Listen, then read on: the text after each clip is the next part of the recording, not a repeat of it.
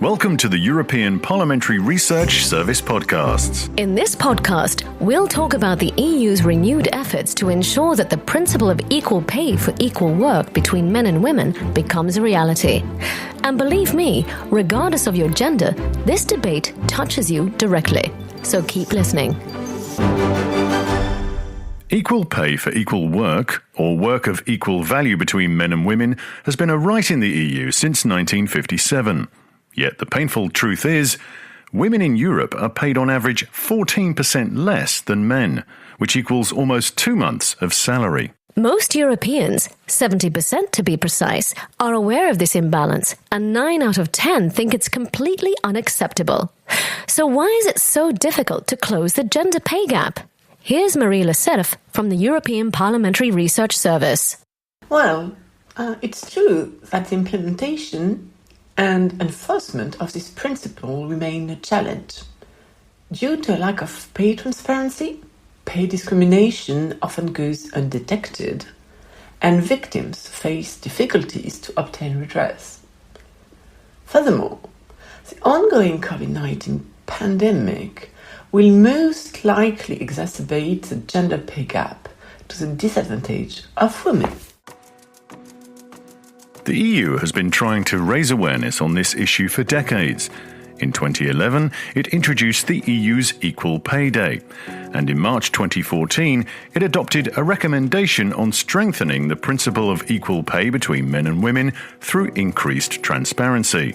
In 2017, the European Pillar of Social Rights, proclaimed by the European Parliament, the Council and the Commission at the Gothenburg Summit, set out 20 key principles and rights essential to well-functioning labour markets and welfare systems in the 21st century, including gender equality and the right to equal pay. But unfortunately, and despite all these efforts, equal pay remains a major challenge in the European Union. That's why both the European Parliament and the Council have long been calling for more action in this area.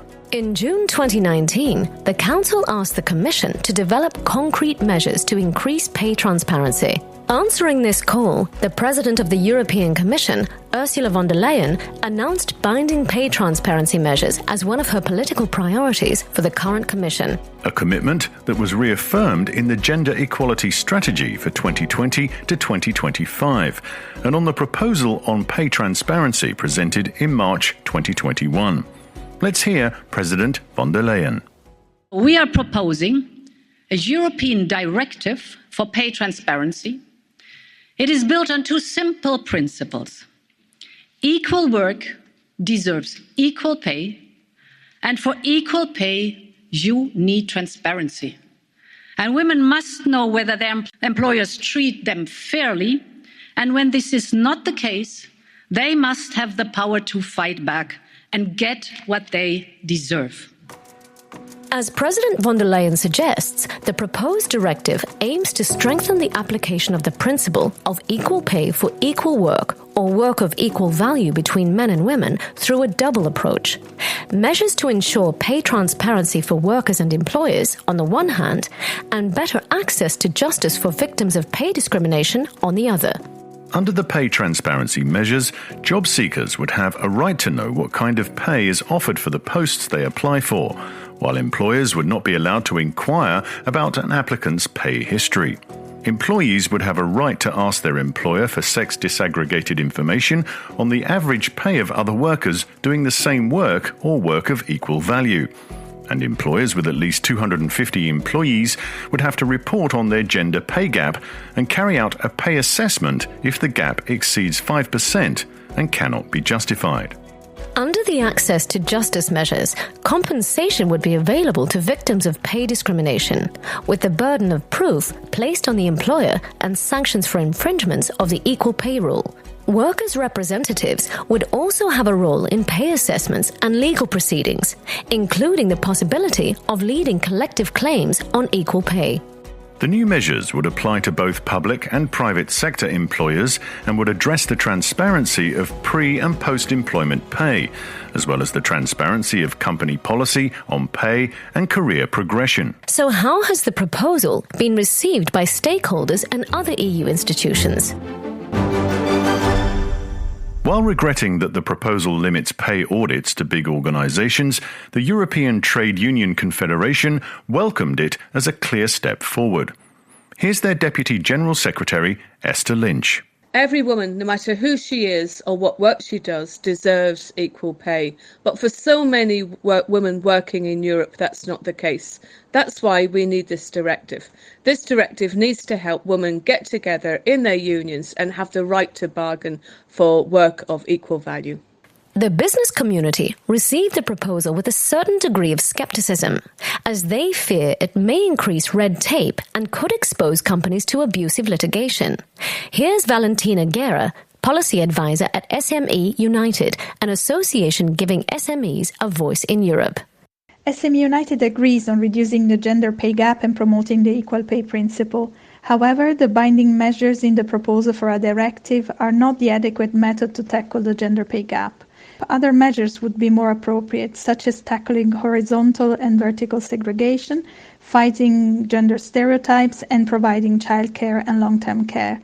In the European Parliament, it's the Committee on Women's Rights and Gender Equality, together with the Committee on Employment and Social Affairs, who share responsibility for this file. Kira Marie Peter Hansen is one of the co-rapporteurs. We have improved three important aspects in the directive.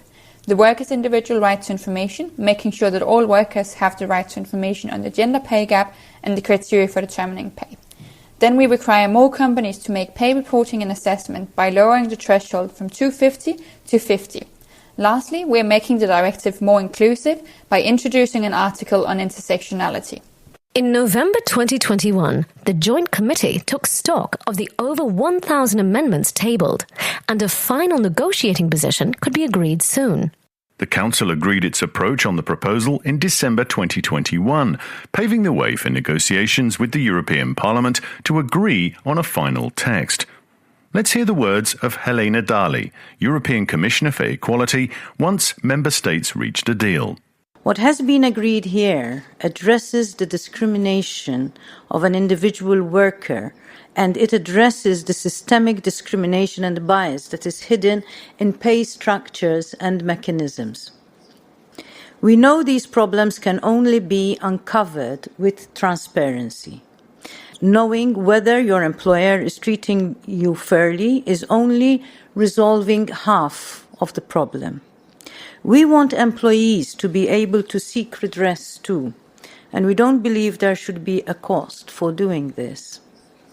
I very much hope that this will be taken into account in discussions with the European Parliament on this important file. Want to know more? Check out Marie Lesseff's full policy brief on the EPRS website or in our app.